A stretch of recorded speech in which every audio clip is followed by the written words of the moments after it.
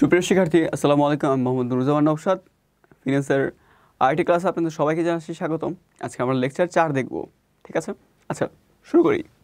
আচ্ছা, তো লেকচার 4-এর অর্থাৎ চতুর্থ অধ্যায়ের যে আর্থিক বিশ্লেষণ, এই চ্যাপ্টারে আমরা দুইটা টপিক নিয়ে আলোচনা করব। সেটা হলো কি, নগদ প্রবাহ বিশ্লেষণ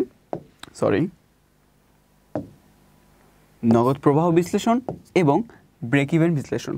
এটা খুবই গুরুত্বপূর্ণ, এটা পরীক্ষায় আসবেই, ঠিক আছে?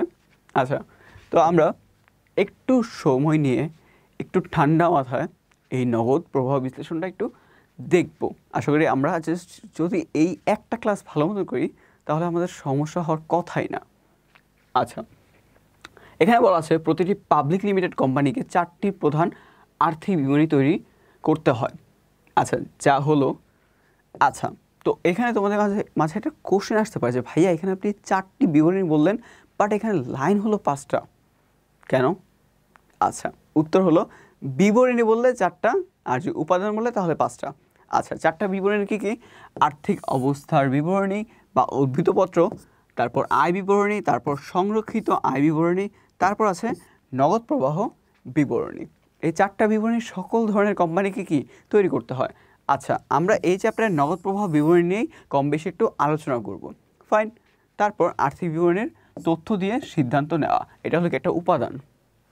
তারপর নগদ প্রবাহ বিশ্লেষণ। আচ্ছা, আসলে নগদ প্রবাহ বিশ্লেষণ দ্বারা কী বোঝায়? নগদ প্রবাহ বিশ্লেষণ দ্বারা বোঝায় যে নগদ প্রবাহ বিবরণী বিভিন্ন খাতের নগদ আন্তঃপ্রবাহ ও নগদ বহিঃপ্রবাহ তুলনা। তার মানে কি, আমার নগদ কত টাকা যাচ্ছে, কত টাকা আসতেছে, এটার মধ্যে কি আমি একটা তুলনা করতেছি। তো যাচ্ছে বলতে বোঝায় কি আমার নগদ বহিঃপ্রবাহ, আর নগদ টাকা আসতেছে তাহলে সেটাকে বলা হয় কি নগদ আন্তঃপ্রবাহ। তারপর এর মাধ্যমে আমরা দেখতে পাচ্ছি যে একটি কোম্পানির নগদ প্রবাহ সৃষ্টি করার সক্ষমতা, মানে কি আমার নগদ প্রবাহ সৃষ্টি করার সক্ষমতা, তারপর ঋণ পরিশোধ করার সক্ষমতা, তারপর মুনাফা অর্জন করার সক্ষমতা ইত্যাদি সম্পর্কে জানা যায়। তার মানে কি আমি নগদ প্রবাহ বিশ্লেষণ করার মাধ্যমে আমি কী জানতে পারছি? আমি জানতে পারছি যে আমার এখানে যে আমি ঋণ পরিশোধের যে আমার সক্ষমতা আছে সেটা জানতে পারছি, তারপর আমার যে মুনাফা অর্জন করার সক্ষমতা সেটাও আমি জানতে পারছি। আচ্ছা, ফাইন। তো আমরা নগদ প্রবাহ বিশ্লেষণ কাকে বলে এটা দেখে নিলাম, ঠিক আছে?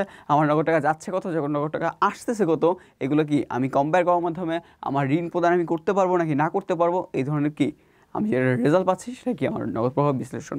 ফাইন। তারপর আছে নগদ প্রবাহ। আচ্ছা, আসলে নগদ প্রবাহ বিশ্লেষণ বুঝলাম, কিন্তু এখন নগদ প্রবাহটা কি, ক্যাশ ফ্লোটা কি দেখি। নগদ প্রবাহ বলতে সাধারণত নগদ অর্থের গ্রহণ এবং প্রদানকে বোঝায়। তার মানে নগদ প্রবাহ দুই ধরনের, একটা নগদ আন্তঃপ্রবাহ, একটা বহিঃপ্রবাহ।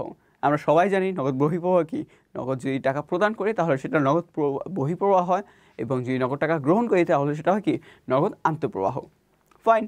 তারপর বলা আছে যে ব্যবসায়িক প্রতিষ্ঠানের লেনদেনের মাধ্যমে নগদ অর্থে আন্তঃপ্রবাহ ও বহিঃপ্রবাহ ঘটে থাকে। তার মানে কি, আবার দেখতে পাচ্ছি ওই সেম লাইনটাই একটু ঘুরায় পেঁচায় বলছে, জাস্ট একটু কি ডিসক্রাইব করে দিচ্ছে। তখন আমরা বললাম কি গ্রহণ মানে আন্তঃপ্রবাহ, প্রদান মানে বহিঃপ্রবাহ।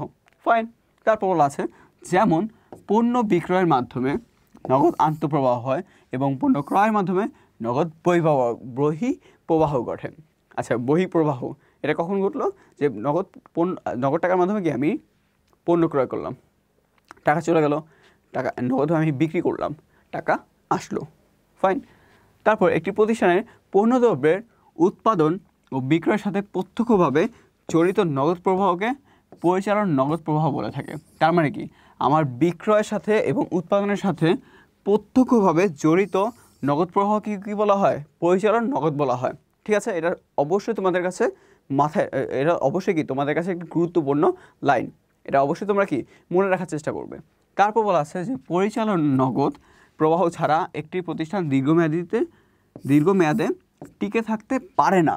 এবার আমরা একটু বিস্তারিত আলোচনা করি। তাহলে পরিচালন নগদ প্রবাহ কি, যে আমার ব্যবসার যে পরিচালন করতে বা ব্যবসা পরিচালনা করতে যে নগদ প্রবাহটা হয়ে থাকে। ফাইন।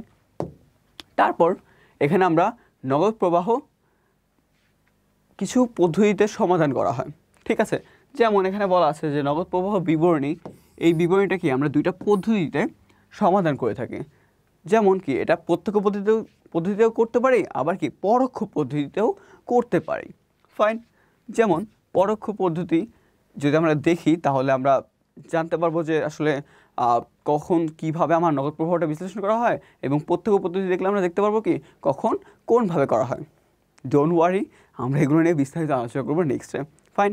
আচ্ছা, আমরা এখানে দেখি, এখানে একটা গুরুত্বপূর্ণ লাইন বলা আছে, কালারটা চেঞ্জ করে নিই তোমাদের দেখতে সুবিধা হবে। নগদ প্রবাহ বিবরণী প্রত্যক্ষ ও পরোক্ষভাবে যাই হোক না কেন, আমারটা প্রত্যক্ষভাবে করি বা পরোক্ষভাবে করি, যেভাবে করি না কেন, আমার এই 3টি ধাপে অবশ্যই কি সমাধান করতে হবে। তাহলে আমি কি বুঝতে পারলাম? তাহলে আমি বুঝতে পারলাম যে আমি আমার যে নগদ প্রবাহ বিশ্লেষণ বা নগদ প্রবাহ বিবরণী আমার প্রত্যক্ষ হোক বা পরোক্ষভাবে হোক, যেভাবে হোক না কেন, আমার এই 3টি কি ধাপ অবশ্যই কি মেনটেন করতে হবে। প্রথম ধাপটা হলো কি পরিচালন কার্যক্রম থেকে যে নগদ প্রবাহ হয় সেটা আমার জানতে হবে। তারপর বিনিয়োগ কার্যক্রম থেকে যে আমার নগদ প্রবাহ হয় সেটা আমার জানতে হবে। তারপর অর্থায়ন কার্যক্রম থেকে যে আমার নগদ প্রবাহ হয় সেটাও কি আমার অবশ্যই জানতে হবে। ফাইন। তাহলে 3টা কি এটা হলো পরিচালন, তারপর অর্থায়ন, তারপর বিনিয়োগ। ঠিক আছে? তো আমরা প্রথমে কি সিরিয়ালি বলবো, প্রথমে বলবো পরিচালন, তারপর বিনিয়োগ কার্যক্রম, তারপর অর্থায়ন কার্যক্রম থেকে। তো আমরা নগদ প্রবাহ কি 3টা, প্রথমে দেখতে পাচ্ছি যে নগদ প্রবাহ বিবরণী 2টি পদ্ধতিতে হয়ে থাকে। তারপর আবার কি এই নগদ প্রবাহ বিবরণী এটা আমার প্রত্যক্ষভাবে হোক বা পরোক্ষভাবে হোক, যেভাবে হোক না কেন, এই 3টা ধাপে কি অবশ্যই মেনটেন করতে হয়। ফাইন। আচ্ছা, এবার আমরা দেখে আসি যে পরিচালন কার্যক্রম হতে নগদ প্রবাহের আসলে কি দফাগুলো আসবে। ফাইন। আচ্ছা, তো পরিচালন কার্যক্রম হিসেবে আমরা দেখছি যে আমার কোম্পানি, আমার ফার্ম পরিচালনা করার ক্ষেত্রে যে আমার যে ধরনের নগদ কার্যক্রমগুলো হয়ে থাকে সেগুলো কি বলা হয়? পরিচালন কার্যক্রম হতে নগদ প্রবাহ। আচ্ছা, এখানে আমরা 5টা দফা দেখতে পাচ্ছি। এই দফাগুলো কি আমার পরিচালন কার্যক্রম থেকে আসবে। যেমন নিট লাভ বা মুনাফা। কি বললাম? নিট লাভ বা মুনাফা, এটা কি আমার পরিচালন কার্যক্রমে আসবে। তারপর চলতি সম্পদ হ্রাস বৃদ্ধি, এটাও আসবে। তারপর চলতি দায় হ্রাস বৃদ্ধি পেলে সেটাও আসবে। তারপর অবচয় অবলোপন, সেটাও আসবে। তারপর স্থায়ী সম্পত্তি বিক্রয়জনিত লাভ বা ক্ষতি, এটাও আসবে। ফাইন। তাহলে আমরা দেখতে পাচ্ছি কি যদি আমরা পরোক্ষ পদ্ধতিতে অঙ্কটির সমাধান করি তাহলে কি আমার 5টা দফা আসবে। 5টা দফা কি? এটা হলো নিট লাভ বা মুনাফা, এটা আসবে। তারপর চলতি সম্পদ হ্রাস বৃদ্ধি, এটা আসবে। তারপর চলতি দায় হ্রাস বৃদ্ধি, সেটাও আসবে।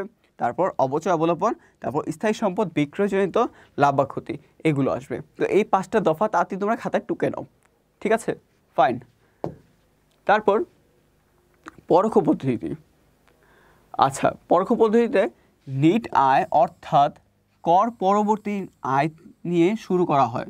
তার মানে পরোক্ষ পদ্ধতিতে আমরা দেখতে পেলাম যে কি পরিচালনার কি আসতে পারে। এবার পরোক্ষ পদ্ধতি একটু বিস্তারিত আলোচনা করি। তো পরোক্ষ পদ্ধতি আমরা কি থেকে শুরু করব? আমরা অবশ্যই শুরু করব কি আমার নিট আয় থেকে। কি দিয়ে শুরু করব? নিট আয় বা কর পরবর্তী নিট আয় থেকে। তারপর এখানে বলা আছে নিট আয়কে সমন্বয় করে পরিচালন কার্যক্রম কর্তৃক প্রদত্ত নিট নগদ প্রবাহ নির্ণয় করা হয়। আচ্ছা, তাহলে কি আমার করা হয়? পরিচালন কার্যক্রম কর্তৃক প্রদত্ত নিট নগদ প্রবাহ নির্ণয় করা হয়। তাহলে প্রথমে কি করলাম? আমি কর পরবর্তী নিট মুনাফা নিলাম। তারপর কি আমি নিট নগদ প্রবাহ নির্ণয় করলাম কিভাবে? আমার পরিচালন কার্যক্রম থেকে সমন্বয় করে নিট আয়ের সাথে অনগদ আয়সমূহ বাদ দেওয়া হয় এবং অনগদ ব্যয়সমূহ যোগ করা হয়। তাহলে ব্যাপারটা কি খুবই সিম্পল দেখাচ্ছে এখানে, তাই না?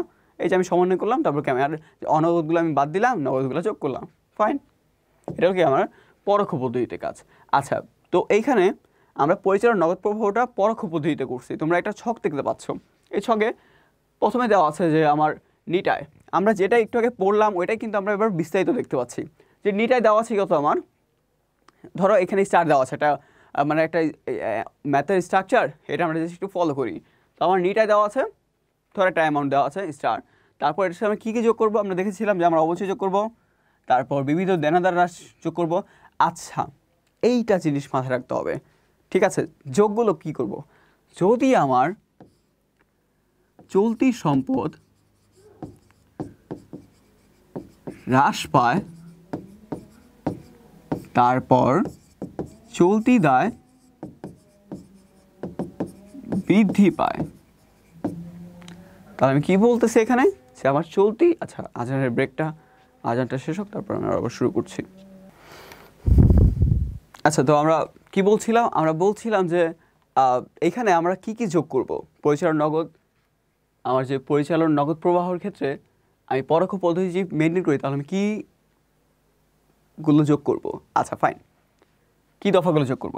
এখানে আমি বলছি যে চলতি সম্পদ যদি হ্রাস হয় আর চলতি দায় যদি বৃদ্ধি পায় তাহলে সেই আইটেমগুলো যোগ হবে। কি বললাম? যদি আমার চলতি সম্পদ হ্রাস পায় এবং চলতি দায় বৃদ্ধি পায় তাহলে সেটা কি যোগ হবে। ফাইন। তারপর এখানে একদম উল্টা, আমার চলতি দায় যদি হ্রাস পায়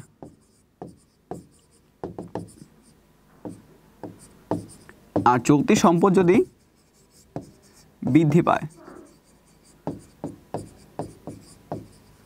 তাহলে সেক্ষেত্রে কি হচ্ছে, আমার সেটা বিয়োগ করব। তাহলে সেটা কি করতে হবে? আমার বিয়োগ করতে হবে। আচ্ছা, আমি একটু তোমাদের আর ক্লারিফিকেশন দিয়ে দিচ্ছি। ফাইন। দেখো, আমার চলতি সম্পদ হ্রাস বলতে আমি কি বুঝি? চলতি সম্পদ হ্রাস বলতে কি বুঝি? যে আমার চলতি সম্পদ কমে গেছে। ফাইন। আমার দেনাদার কমছে, তার মানে কি আমি নগদ টাকা পাইছি। তো এখানে কি আমি নগদে যোগ করলাম। ফাইন। তারপর আমার চলতি দায় বৃদ্ধি, যে আমি একটা টাকা না দিয়ে আমি একটা পণ্য কিনছি, ঠিক আছে, তা আমার টাকা দিতে হচ্ছে না, আমার নগদ টাকা ব্যয় করতে হচ্ছে না, তাহলে কি সেটা আমি যোগ করলাম। আবার তুমি নগদ টাকাটা পে করে দিছো, তার মানে কি তোমার চলতি দায়টা হ্রাস হয়ে গেছে, তা তোমার নগদ টাকাও কমে গেছে। সেম সেম ক্ষেত্রেও কি চলতি সম্পদ বৃদ্ধির ক্ষেত্রেও একই। তো এইভাবে এই জন্য কি তোমরা এই শর্ট ট্রিক্সটা মনে রাখবে, যখন তোমার চলতি সম্পদ হ্রাস পাবে এবং চলতি দায় বৃদ্ধি পাবে তখন তুমি কি সেগুলো যোগ করবা, আর যখন সেটা উল্টা হবে তখন সেগুলো কি বিয়োগ করবা। এই যোগ বিয়োগ করার মাধ্যমে কি তোমার নিটার সাথে এই যে আমি যোগ বিয়োগ করতেছি এটাকে বলা হচ্ছে কি সমন্বয়। আমরা প্রিভিয়াসলি যেটা আমরা পড়লাম, আমাদের পড়ার সময় হয়তো আমাদের মাথা ঘুরাই গেছে, কমপ্লিকেটেড লাগছে, বাট এই যে এখন যখন আমরা ম্যাথ অনুযায়ী দেখলাম, একটা ম্যাথ দেখলাম, একটা ছক দেখলাম, তখন কি আমাদের ব্যাপারটা আরও ক্লিয়ার হয়ে গেছে। আসলে তোমরা ব্যাপারটা বুঝতে পেরেছো, ঠিক আছে? তো তোমাদের আজকে আরেকটা বাড়ি কাছে দিচ্ছি, এটার ছকটা কি পুরোটা তোলা। ফাইন।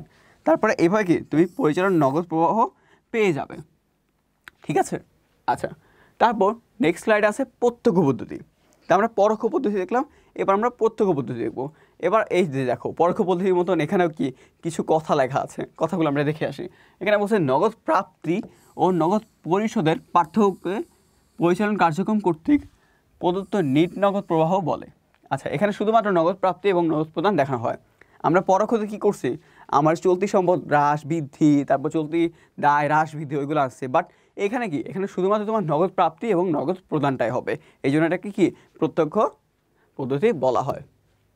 যেমন আমরা একটা প্রত্যক্ষ পদ্ধতি দেখতে পাই, তাহলে দেখা যাচ্ছে দেখো নগদ প্রাপ্তি, ক্রেতার কাছ থেকে প্রাপ্তি, তারপর সুদ প্রাপ্তি। ফাইন। এই যে নগদ প্রাপ্তি হয়েছে, তারপর বাদ দেবো কি নগদ প্রদানগুলো, এই যে সুদ পরিশোধ, আয়কর পরিশোধ, এগুলো এই হাবিজাবি পরিশোধ করার মাধ্যমে কি আমি নগদ যে প্রাপ্তি হয়েছে আমার ওইগুলো থেকে কি আমি নগদ প্রদানটা বাদ দিলেই আমি পাচ্ছি কি পরিচালন লেনদেন হতে প্রাপ্ত নগদ প্রবাহ। তো ব্যাপারটা কি খুবই ইজি না? পরোক্ষতে তোমার কি হচ্ছে, তোমার চলতি সম্পদ হ্রাস বৃদ্ধি হচ্ছে, সেইভাবে কি তুমি পরোক্ষ পদ্ধতি পরোক্ষ পদ্ধতির মাধ্যমে করতেছো। আর এখানে কি তোমার জাস্ট নগদ টাকা পাচ্ছ, নগদ টাকা দিচ্ছ, নগদ টাকা যতগুলো পাচ্ছ তাতে নগদ টাকা যেগুলো দিচ্ছ মানে নগদ বহিঃপ্রবাহ, আন্তঃপ্রবাহ থেকে বহিঃপ্রবাহগুলো বাদ দিচ্ছ। ফাইন, এইটুকুই। তোমাদের কাছে আশা করি কমপ্লিকেটেড লাগবে না। তারপর নগদ প্রবাহের আরেকটা কার্যক্রম আছে, যেমন বিনিয়োগ কার্যক্রম থেকে নগদ প্রবাহ। আচ্ছা, আমরা একটু আগে দেখলাম পরিচালন কার্যক্রম, এবার আমরা দেখতেছি কি বিনিয়োগ কার্যক্রম। আচ্ছা, বিনিয়োগ কার্যক্রম বলতে বোঝায় যে স্থায়ী সম্পত্তির ক্রয় বিক্রয়। কি বললাম? স্থায়ী সম্পত্তির ক্রয় বিক্রয়কে বলা হয় বিনিয়োগ কার্যক্রম। ফাইন। যদি তুমি একটা স্থায়ী সম্পদ কিনো তাহলে সেটা কী হবে? বিনিয়োগ কার্যক্রম। আচ্ছা, তুমি যদি শেয়ারে ইনভেস্ট করো তাহলে সেটা বিনিয়োগ কার্যক্রম, বাট তুমি যদি শেয়ার ইস্যু করো তাহলে সেটা কিন্তু অর্থায়ন কার্যক্রম। ঠিক আছে? এটা খুবই গুরুত্বপূর্ণ লাইন, এটা আসলে তোমরা খাতায় লিখে রাখবে এবং মনেও রাখবে। আচ্ছা, আমি একটু তোমাদের এক্সপ্লেইন করে দিই যে আসলে কেন। দেখো, তুমি শেয়ার ইস্যু করতেছো, অর্থায়ন করতেছো, তুমি টাকাটা নিচ্ছ, তোমাদের কাছে মনে হতে পারে যে ভাই আমি তো টাকাটা পেলাম, তাহলে এটা তোমার বিনিয়োগ হতে পারে। ভুলেও না, ভুলেও এগুলো ভাইবো না। তোমরা যেহেতু ফিনান্স পড়তেছো এগুলো ভুলেও বিনিয়োগ ভাইবো না, এটা ভাববা কি অর্থায়ন, কারণ আমরা প্রথম অধ্যায়ে এটা পড়ছি ভালো মতন। ফাইন। যদি এখন ভুলে যাও তাহলে ওই ভিডিওটা আবার দেখতে পারো। ওকে? তো অর্থায়ন আর বিনিয়োগ দুইটা কি এক না। তো বিনিয়োগ হলো কি একটা বড় ধরনের কি সম্পদ কিনা। বড় ধরনের সম্পদ বলতে কি বোঝায়, কি স্থায়ী সম্পদ ক্রয় করা।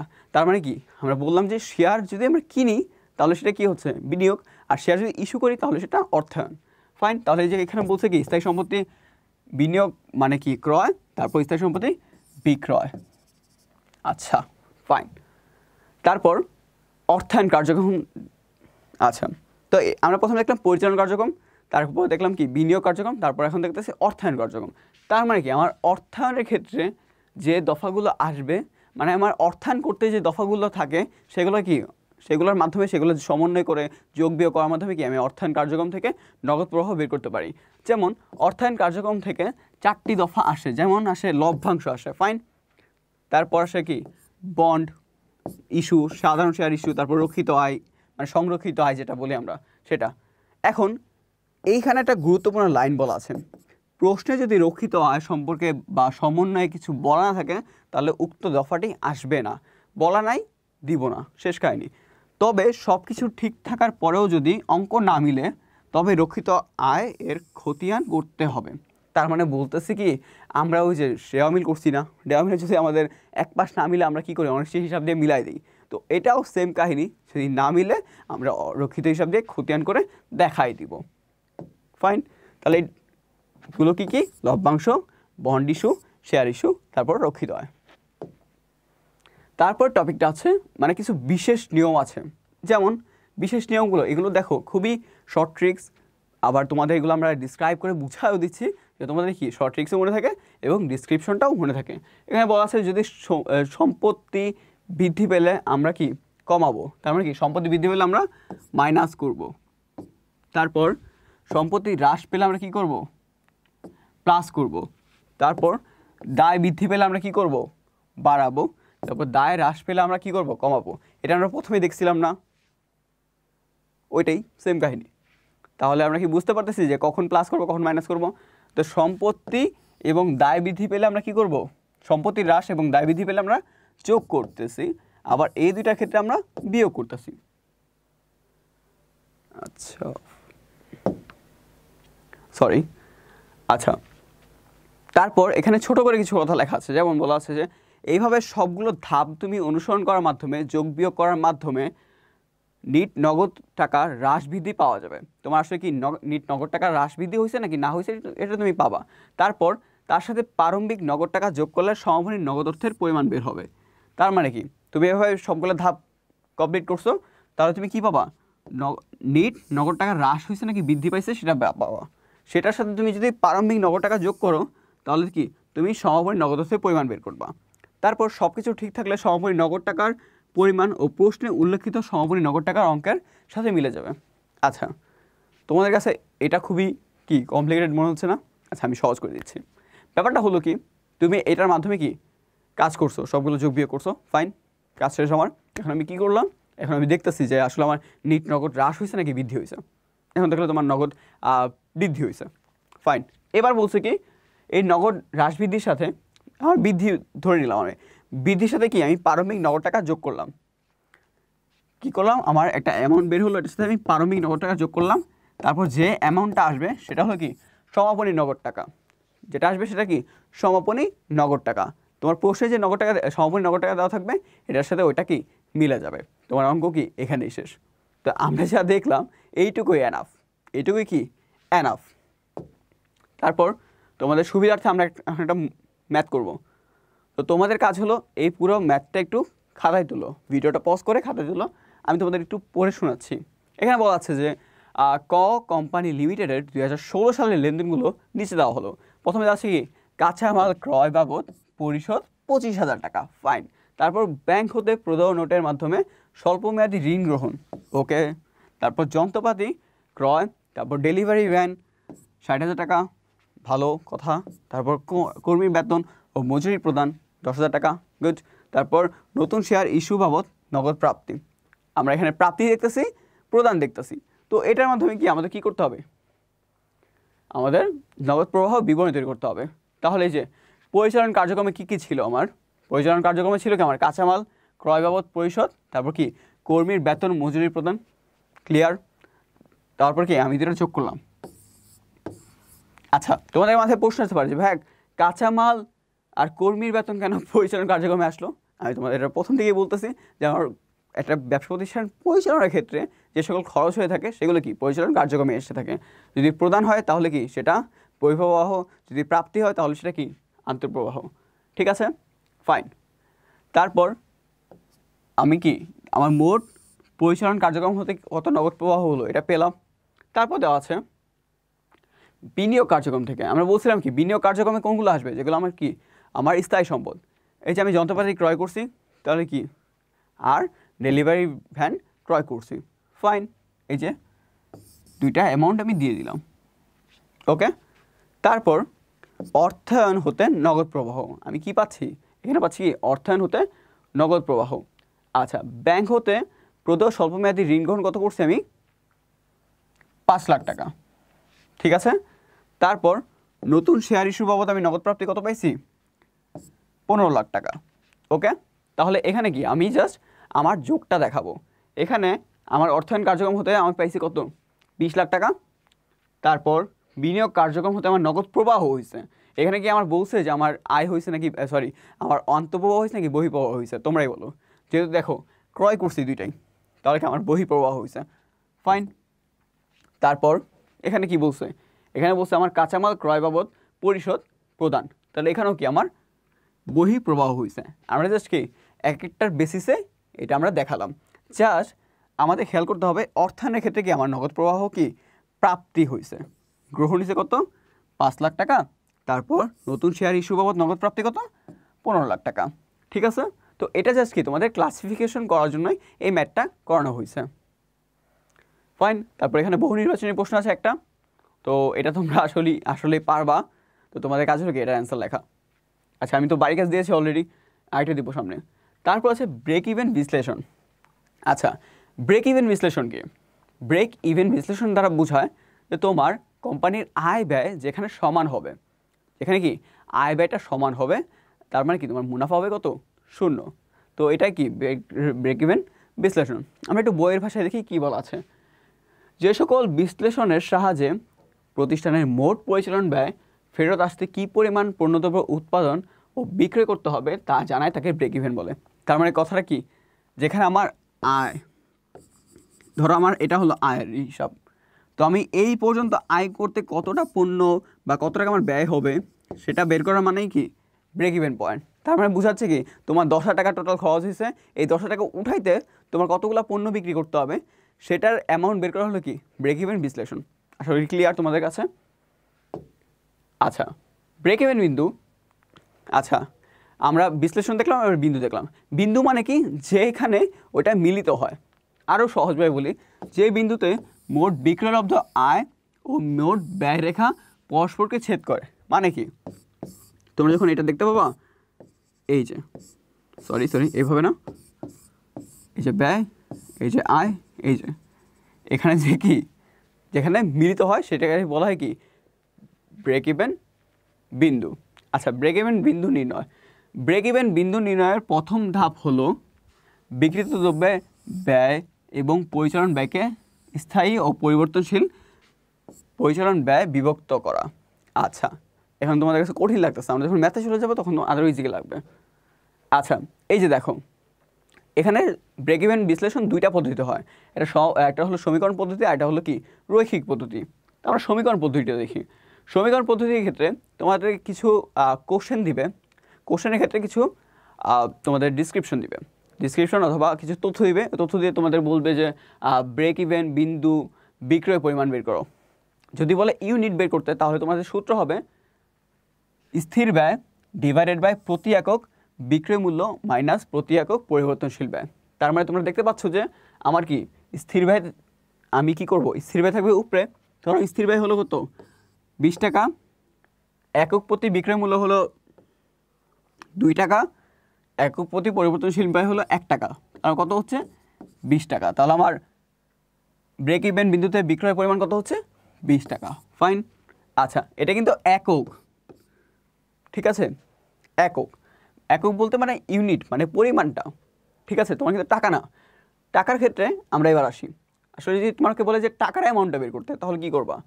টাকার অ্যামাউন্টটা বের করতে বললে তুমি আরও ইজিলি করতে পারবা। মনে করো তুমি চাইলে এটার সাথে একক প্রতি কত টাকা খরচ হয়েছে সেটা গুণ দিলে কিন্তু বের হয়ে যাবে। বা যদি তোমার এইভাবে বলতে না, এইভাবে সরি আচ্ছা, যদি তোমার এইভাবে দেওয়া থাকে, যদি এই অ্যামাউন্টটা দেওয়া থাকে, তাহলে কি তুমি যে তোমার একক প্রতি ব্যয় কত ওটাতে গুণ দিয়ে কি তুমি টোটাল অ্যামাউন্টটা বের করতে পারবে। যদি তোমার ওইভাবে বলা না থাকে, যদি বলে যে ব্রেক ইভেন বিন্দুতে টাকার অঙ্কে বের করো, মানে কি বলছে, ব্রেক ইভেন বিন্দু টাকার অঙ্কে বের করতে বলছে, তো সেই ক্ষেত্রে তুমি কি করবা, সেক্ষেত্রে তুমি অবশ্যই কি স্থির ব্যয় মানে মোট স্থির ব্যয়কে বিক্রয় মাইনাস পরিবর্তনশীল ব্যয় ভাগ বিক্রয়, মানে কি তোমার বিক্রয় পরিবর্তনশীল ব্যয় এটাকে বিক্রয় দিয়ে ভাগ করলে কি হয়, তোমার কত টাকায় সেটা পেয়ে যাবা। ফাইন। তারপর কন্ট্রিবিউশন মার্জিন অনুপাত। কন্ট্রিবিউশন মার্জিন অনুপাতের সূত্র হলো একক প্রতি কন্ট্রিবিউশন মার্জিন ডিভাইডেড বাই একক প্রতি বিক্রয় মূল্য। আচ্ছা, আমরা যখন ম্যাথ করব তখন তোমাদের কাছে ব্যাপারগুলো খুবই ইজি হয়ে যাবে। আচ্ছা, এখানে একটা প্রশ্ন দেওয়া আছে। প্রশ্নটা হলো মিজান প্রকাশনী একটি বিশ্ববিদ্যালয়ের বই বিক্রেতা যার স্থির পরিচালন ব্যয় কত 1 লাখ টাকা, প্রতিটি ব্যয়ের বিক্রয় মূল্য হলো কত 350 টাকা, প্রতি একক পরিবর্তনশীল ব্যয় 150 টাকা। ঠিক আছে, তাহলে আমার ব্রেক ইভেন বিন্দু নির্ণয় করতে হবে। তা আমরা জানি সূত্র হলো কি স্থির ব্যয় উপরে, তারপর প্রতি একক বিক্রয় মূল্য মাইনাস প্রতি একক পরিবর্তনশীল ব্যয়। তাহলে আমরা দেখতে পাচ্ছি যে আমার মোট হলো কত 1 লাখ। 1 লাখ, এটা থেকে আমি কী বাদ দিব, একক প্রতি বিক্রয় মূল্য মাইনাস একক প্রতি পরিবর্তনশীল ব্যয়। তা আমার মোট কত হচ্ছে 500। তার আমার 500টি বই বিক্রি করার মাধ্যমে আমি কি পাচ্ছি, আমার লাভ লোকসান হবে না, ওই ধরনের আমি একটা অ্যামাউন্ট পাচ্ছি, যেখানে আমার কি অ্যাকচুয়াল খরচটা হয়েছে। তা আমার খরচটা আমি অনেকভাবে বের করতে পারি। আমার টোটাল খরচ আমি কীভাবে বের করতে পারি, আমার স্থির ব্যয় এবং পরিবর্তনশীল ব্যয় এইভাবে কি যোগ করে আমি বের করতে পারি। তাহলে আমরা কি বুঝতে পারলাম যে আমার যখন আমাকে ব্রেক ইভেন বিন্দু বের করতে বলবে এককে, তখন কি আমি এটা বের করতে পারবো? আশা করি আমরা বের করতে পারবো। ফাইন। এবার একটা বড় ম্যাথে চলে যাই আমরা। ম্যাথটা একটু সবাই একটু খাতায় তুলে নাও। আচ্ছা, তোমরা যেটা করবা অবশ্যই ম্যাথটা পড়ার জন্য ভিডিওটা পজ করে পুরোটা পড়বা, ঠিক আছে? আচ্ছা, আমরা এবার ম্যাথে চলে যাই। এখানে ম্যাথে আমার চেয়েছে কি, ম্যাথে চেয়েছে প্রকাশনের সুদ ও কর পূর্ব আয়ের পরিমাণ শূন্য হয় তা নির্ণয়রূপ। তার মানে কি আমাদের ব্রেক ইভেন পয়েন্টটা বের করতে হবে, যেখানে কি আমার আয়টা শূন্য হয়, তার মানে কি আমার ব্রেক ইভেন বিন্দু ওইখানেই বের হয়। তাহলে দেখো বিক্রয়লব্ধ আয় কত দেওয়া আছে, 500টা 350 টাকা করে, তাহলে কত হচ্ছে 1,75,000 টাকা, ঠিক আছে? তারপর আমি যদি এখান থেকে পরিবর্তনশীল ব্যয় বাদ দিই, তাহলে কি পাচ্ছি, আমার কন্ট্রিবিউশন মার্জিন। তো কন্ট্রিবিউশন মার্জিন মানে কি, কন্ট্রিবিউশন মার্জিন হলো বিক্রয় থেকে পরিবর্তনশীল ব্যয় বাদ দিলে যেটা থাকে সেটা হলো কন্ট্রিবিউশন মার্জিন। আর কন্ট্রিবিউশন মার্জিন অনুপাত কি, বিক্রয় অনুপাত থেকে সেম, বিক্রয় অনুপাত থেকে পরিবর্তনশীল ব্যয় অনুপাত বাদ দিলে যেটা থাকে সেটা হলো কি কন্ট্রিবিউশন অনুপাত, মার্জিন অনুপাত। তারপর আমি যে কন্ট্রিবিউশন মার্জিন থেকে আমার স্থির পরিচালন ব্যয়টা বাদ দিই, তাহলে কি পাচ্ছি আমি, আমার মুনাফা পাচ্ছি। তার মানে আমরা দেখতে পাচ্ছি কোথায় আমার অ্যামাউন্টটা জিরো হচ্ছে, কোথায় আমার মুনাফাটা জিরো হচ্ছে। আমার মুনাফাটা জিরো হচ্ছে আমার সমচ্ছেদ বিন্দুতে, ঠিক আছে? আচ্ছা, তো আমি এখন দেখতে পাচ্ছি যে আমার কত পরিমাণ একক বিক্রি করতে হচ্ছে, আমি 500 একক বিক্রি করলাম, ঠিক আছে? তারপর কত ধরে 350 টাকা ধরে, তারপর আমার পরিবর্তনশীল ব্যয় বাদ দেওয়ার মাধ্যমে আমি কি পেলাম, কন্ট্রিবিউশন মার্জিন পাইলাম। তারপর সেটা থেকে আমি স্থির পরিচালন ব্যয় বাদ দিলাম, সেটা বাদ দেওয়ার মাধ্যমে আমি কী পেলাম, আমি পেলাম যে সুদ ও কর পূর্ব মুনাফা। তার মানে আমাদের প্রশ্ন বলা ছিল কি, উক্ত প্রকাশনীর যখন বিক্রয়ের পরিমাণ 500 টাকা হয় তখন কি উক্ত প্রকাশনীর সুদ ও কর পূর্ব আয়ের পরিমাণ শূন্য হয়। এটা কি প্রমাণ করতে বলছে, আমরা প্রমাণ করে দেখাই দিচ্ছি, শেষ, এইটুকুই। আচ্ছা, তো আশা করি তোমরা বুঝতে পেরেছো। তারপর ব্রেক ইভেন বিন্দুতে নিম্নত সূত্রের সাহায্যে আমরা অঙ্কে নির্ণয় করা যায়। ব্রেক ইভেন বিন্দুটা কি, আবার নিম্নত একটা সূত্র আছে, এই সূত্রের মাধ্যমে কি তোমার তৈরি করা যায়। আচ্ছা, এখানে কন্ট্রিবিউশন মার্জিনটা কি, কন্ট্রিবিউশন মার্জিন হলো তোমার বিক্রয় একক থেকে পরিবর্তনশীল ব্যয় একক বাদ দিলে যেটা থাকে সেটাই। তো এই যে তোমার স্থির ব্যয় আমরা দেখতে পাচ্ছি কত, স্থির ব্যয় দেওয়া ছিল 1 লাখ। তারপর কন্ট্রিবিউশন মার্জিন অনুপাত আমরা পেলাম কীভাবে, আমাদের এটা থেকে আমরা এটা বাদ দিয়েছি, ঠিক আছে। তাহলে কত পাচ্ছি, 0.57। আচ্ছা, তাহলে আমরা ব্রেক ইভেন বিন্দু টাকা যদি বের করতে চাই তাহলে কি আমরা সূত্র জানি যে স্থির ব্যয় ডিভাইডেড বাই কন্ট্রিবিউশন মার্জিন অনুপাত। তাহলে আমরা পাচ্ছি কি 1 লাখকে এটা দিয়ে বাদ দিলে ভাগ করলে পাওয়া যাবে 1,75,000 টাকা। তাহলে আশা করি তোমরা এটা বুঝতে পেরেছো। তোমাদের জন্য আরেকবার আমি এটা দেখাচ্ছি। আচ্ছা, তো এই যে দেখো তোমাদের এই যে কন্ট্রিবিউশন মার্জিন অনুপাতের সূত্র দেওয়া আছে, এগুলো ইমপ্লিমেন্ট করে আমরা এই অ্যান্সারটা পেয়েছি, ঠিক আছে। তো টাকায় কীভাবে বের করতে হতো এটা আমরা জানি, আমরা বের করলাম। তারপর দেওয়া আছে এখন মিজান প্রকাশনে যদি 20,000 টাকা মুনাফা করতে চায় তাহলে, আচ্ছা আমরা কি প্রশ্নটা আচ্ছা, মিজান প্রকাশনে যদি 20,000 টাকা মুনাফা করতে চায় তাহলে কতটি বই বিক্রি করতে হবে তার নিম্নের সূত্রের সাহায্যে নির্ণয় করা যায়। আচ্ছা, তারপর প্রয়োজনে আমাদের যদি প্রশ্নে বলা থাকে যে এখন যদি 20,000 টাকা মুনাফা করতে চায় তাহলে আমার কত টাকা কি আমার কত পরিমাণ বই বিক্রি করতে হবে, এই ধরনের প্রশ্ন থাকতে পারে। তো এই ধরনের প্রশ্নের ক্ষেত্রে আমরা কীভাবে করব, এই ধরনের প্রশ্নের ক্ষেত্রে আমরা যেটা করব সেটা হলো স্থির ব্যয়ের সাথে আমরা যে মুনাফাটা, এখানে প্রশ্নে কি সবসময় 20,000 বলা থাকবে, 20,000 বলা থাকবে না। তোমার প্রশ্নে যেটা বলবে সেটাই কি তুমি মুনাফার সাথে যোগ করে দিবা, তারপর সেটাকে কি করবা প্রতি একক বিক্রয় মূল্য থেকে প্রতি একক পরিবর্তনশীল ব্যয় দ্বারা ভাগ করবা। তার মানে স্থির ব্যয় এটার সাথে মুনাফা যোগ, তারপর কি নিচে কন্ট্রিবিউশন মার্জিন মানে কি প্রতি একক বিক্রয় মূল্য মাইনাস প্রতি একক পরিবর্তনশীল ব্যয়। তা আমার কত 1 লাখ যোগ কত 20,000 টাকা। এটাকে যদি আমি এখন 200 দিয়ে ভাগ করি তাহলে কত পাচ্ছি আমি 6,000টি বই পাচ্ছি। আচ্ছা, এখানে তোমাদের কাছে মনে হয় একটা মিসকমিউনিকেশন হয়ে গেছে। দেখো যখন তোমার টাকা অ্যামাউন্টে বের করতে হবে তখন কিন্তু এক সূত্র, আর যখন কি তোমার কত একক বের করতে হবে, টাকা অ্যামাউন্ট বের করতে বললে এক সূত্র, আর একক বের করতে বললে আরেক সূত্র। আমি বলেছিলাম কি যে স্থির ব্যয় তোমার কন্ট্রিবিউশন মার্জিন অনুপাতের যে সূত্রটা আছে ওটাতে এই অ্যামাউন্টটা পেয়েছি। তোমরা আবার ভেবো না যে আমি বিক্রয় একক থেকে পরিবর্তনশীল ব্যয় একক বাদ দিয়ে এটা বের করেছি। যদি এটা মনে করো তাহলে সেটা ভুল হয়েছে তোমাদের। সেটাও হবে কখন, যখন আমাকে একক বের করতে বলবে। আর যেহেতু বলছে টাকায়, তাহলে যে কন্ট্রিবিউশন মার্জিন অনুপাতের সূত্র, এই সূত্রটা দিয়েই তোমরা আগে কন্ট্রিবিউশন মার্জিন অনুপাত সূত্র বের করবা, তারপর তোমরা অ্যান্সারটা পেয়ে যাবা। ফাইন, তোমরা আশা করি কোনো ধরনের প্যাচ লাগছে না তোমাদের। আচ্ছা, তো এখন ধরো মুনাফা করতে চায়, যদি এই ধরনের প্রশ্ন থাকে, এই প্রশ্নটা খুবই গুরুত্বপূর্ণ, এই ধরনের প্রশ্ন আসে সবসময়। তাহলে এখন কি 20,000 টাকার মুনাফা করতে চায়, তাহলে জাস্ট আমরা কী করবো, ওইটা স্থির ব্যয়ের সাথে যোগ করে দেব। যোগ করার মাধ্যমে ওই যে আমরা কি করতেছি, আমার বিক্রয় একক থেকে পরিবর্তনশীল ব্যয় একক বাদ দিয়ে যেটা থাকতেছে সেটা দিয়ে আমি ভাগ করতেছি। তাহলে কি, তাহলে আমি বলতে পারি যে 6,000টি বই যদি বিক্রি করে তাহলে সে কি 20,000 টাকা মুনাফা করতে পারবে। তো এই মাধ্যমে কি আমরা দেখতে পাচ্ছি যে আমাদের ব্রেক ইভেন পয়েন্ট, এটার মাধ্যমে কি আমরা এই ধরনের অ্যামাউন্ট বের করতে পারছি যে আমার এত টাকা যদি লাভ করতে চাই বা কোন অ্যামাউন্টে গিয়ে আমার লাভ ক্ষতি সমান হবে, এগুলো কি আমরা ব্রেক ইভেন পয়েন্ট অথবা কি সমচ্ছেদ বিন্দু এটার মাধ্যমে জানতে পারি।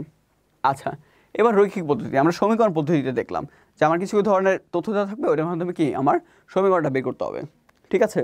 এবার আমরা দেখতে পাচ্ছি রৈখিক পদ্ধতি। রৈখিক পদ্ধতি কিছুই না ভাই, ওইটাই জাস্ট একটু তোমার কি রেখার মাধ্যমে দেখাচ্ছে। ফাইন, আচ্ছা এখানে কিছু কথা বলা আছে, যেমন এটা একটু ভালো মতন পড়তে হবে। দেখো, পরিচালন ব্রেক ইভেন বিন্দুকে যখন রেখাচিত্রের সাহায্যে উপস্থাপন করা হয় তখন তাকে কি রৈখিক পদ্ধতি বলা হয়। তার মানে কি আমি রেখার সাহায্যে ওটা শো করতেছি, দ্যাটস এনাফ আমার কি রৈখিক পদ্ধতির জন্য। তারপর যেই বিন্দুতে মোট ব্যয় রেখা এবং মোট বিক্রয়লব্ধ আয় রেখাকে পরস্পর ছেদ করে তাকে বলা হয় কি, তাকে বলা হয় ব্রেক ইভেন বিন্দু। মানে যেখানে কি আমার মোট ব্যয় এবং মোট আয় দুইজনকে কি করেছে, ছেদ করেছে। কোন বিন্দুতে, এই বিন্দুতে। তাহলে এটা কি আমার সমচ্ছেদ বিন্দু বা ব্রেক ইভেন বিন্দু, ঠিক আছে। তারপর কোম্পানির পরিচালন ব্রেক ইভেন বিন্দু হলো এমন একটি বিন্দু যেখানে মোট পরিচালন ব্যয় বলতে বোঝাচ্ছে কি আমার স্থির পরিচালন ব্যয় এবং পরিবর্তনশীল পরিচালন ব্যয় মোট বিক্রয়লব্ধ আয়ের সমান হয়, ঠিক আছে। তার মানে কি আমার এখানে বুঝতে পারতেছি যে আমার পরিচালন ব্যয়টা আমার বিক্রয় সমান হয়, ঠিক আছে, এখানে কোনো ধরনের লাভ হয় না আমার। তারপর পরিচালন ব্যয় মোট বিক্রয়লব্ধ আয়ের চেয়ে বেশি হয় এবং সুদ ও কর আয় শূন্যের চেয়ে কম হয়, অর্থাৎ ক্ষতি হয়। তার মানে যখন আমার বিক্রয়টা কম হয় তখন আমার কি আলটিমেটলি ক্ষতি হয়। আবার বিক্রয়ের পরিমাণ বেশি হলে বিক্রয়লব্ধ আয় মোট পরিচালন ব্যয়ের চেয়ে বেশি হয়। তার মানে আমার এতে বিক্রি আমি দেখতে পাচ্ছি কি আমার বিক্রিটা বেশি হচ্ছে, শূন্যের চেয়ে বেশি হচ্ছে, তাহলে কি শূন্যের চেয়ে বেশি মানে কি আমার লাভ হচ্ছে। আচ্ছা, এত কমপ্লিকেটেড করে এখানে লেখা আছে, আমি সহজভাবে বলি যে তোমাদের যদি ব্রেক ইভেন পয়েন্টের চেয়ে আয় বেশি হয় মানে টাকা বেশি হয় মানে বিক্রি বেশি হয় তাহলে তোমার আয় হচ্ছে, ব্রেক ইভেন পয়েন্টে চেয়ে তোমার যেই বিক্রি কম হচ্ছে তাহলে তোমার ক্ষতি হচ্ছে। আর সমান সমান হলে ওইখানে কি ব্রেক ইভেন পয়েন্টটা হচ্ছে, এটাই। এই যে পয়েন্টটা বেশি হলে কি আয়, কম হলে ক্ষতি, দ্যাটস এনাফ, ফাইন। তারপর আমরা এখানে এই চিত্রটা দেখব, এই চিত্রটা খুবই গুরুত্বপূর্ণ। এখানে এই যে দেখো এই চিত্রটা তোমার মোট বিক্রয়লব্ধ আয়, ঠিক আছে, আর এটা হলো আমার মোট ব্যয় রেখা, এটা হলো মোট ব্যয় রেখা, আর হ্যাঁ এটা হলো মোট পরিচালন ব্যয়, ঠিক আছে, আর এটা হলো স্থায়ী ব্যয়, ফাইন। আচ্ছা, তো এবার দেখো এই যে আমার মোট বিক্রয়লব্ধ অর্থ আর এখানে মোট বিক্রয়লব্ধ ব্যয়, এখানে মোট ব্যয়, এখানে হলো কি আমার মোট বিক্রয়লব্ধ অর্থ, এখানে হলো কি আমার, আচ্ছা অনেক ওভারল্যাপিং হয়ে গেছে এখানে,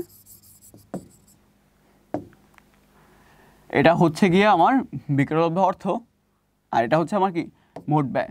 তার মানে আমরা বলতেছিলাম কি যে যেখানে আমার মোট ব্যয় এবং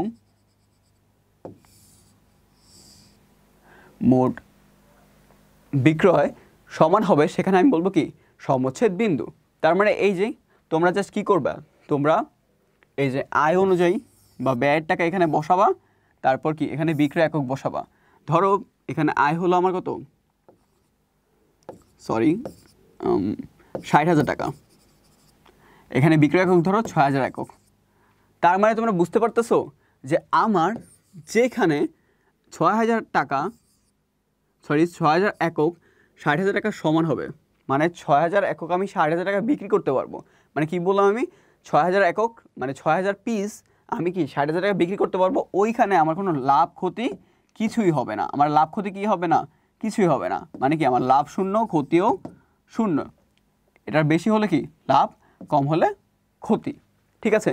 তার মানে কি একদম ইজি কনসেপ্ট, যেখানে আমার কি বিক্রি আর মোট ব্যয় সমান হচ্ছে সেখানে কি হচ্ছে আমার লাভ হচ্ছে, আমার সেখানে কি লাভও হচ্ছে না ক্ষতিও হচ্ছে না, সেখানে আমার লাভ ক্ষতি কি সমান।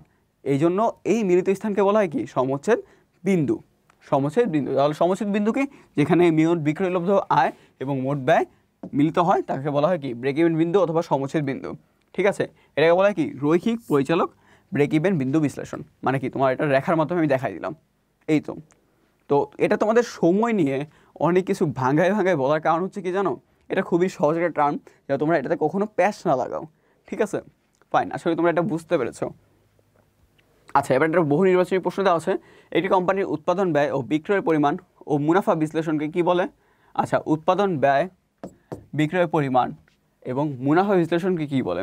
আশা করি তোমরা এটা পারবে, এটা আমি উত্তর দিতে চাচ্ছি না। তারপর এখানে বরাবরের মতন আরেকটি সৃজনশীল প্রশ্ন দেওয়া আছে তোমাদের বাড়ির কাছে এটা। তো এবার তোমাদের আমি যে প্রথমে বাড়ির কাছে দিয়েছিলাম যে ছক ওইটা, এবং তার পাশাপাশি গতবারের মতন এবারও কি এই সৃজনশীল প্রশ্নটা তোমাদের সমাধান করতে হবে। যেহেতু তোমাদের আমি সবগুলো চ্যাপ্টার ওয়াইজ সবগুলো ম্যাথ আমি দেখিয়ে দিয়েছি, তো এই জন্য তোমাদের কাজ হলো কি তোমরা এই সৃজনশীলগুলো নিজেরা করবে, ঠিক আছে। আচ্ছা, একটু আমি সরে যাচ্ছি, তোমরা স্ক্রিনশট নিতে পারো অথবা ভিডিও পজ করে প্রশ্নটা তুলতে পারো, ওকে। আচ্ছা, তো তোমাদের সবাইকে অনেক অনেক ধন্যবাদ পুরো ক্লাসটি মনোযোগ দিয়ে করার জন্য। আশা করি তোমরা ক্লাসটি বুঝতে পেরেছো। আর যেই জায়গাটাতে সমস্যা হচ্ছে ওই জায়গাটাতে বারবার দেখো, মানে 2বার দেখো, এনাফ, 2বার দেখলে এনাফ। আশা করি তোমরা যে পুরো ক্লাসটা একেবারে এক বসাতেই দেখো, তাহলে কিন্তু তোমাদের কাছে খুবই ইজি লাগবে। কখনোই ভিডিও রেখে দিও না যে পরে দেখবো, কারণ পরে অনেক সময় লোড হয়ে যায়, ঠিক আছে?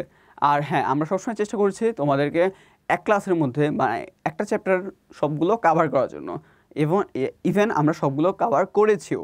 আশা করি তোমরা সবগুলো ক্লাস বুঝেছো, আর আশা করি নেক্সটের ক্লাসগুলো তোমরা আর সহজে বুঝতে পারবে। তোমাদেরকে আবারও জানাচ্ছি ধন্যবাদ। আল্লাহ হাফেজ।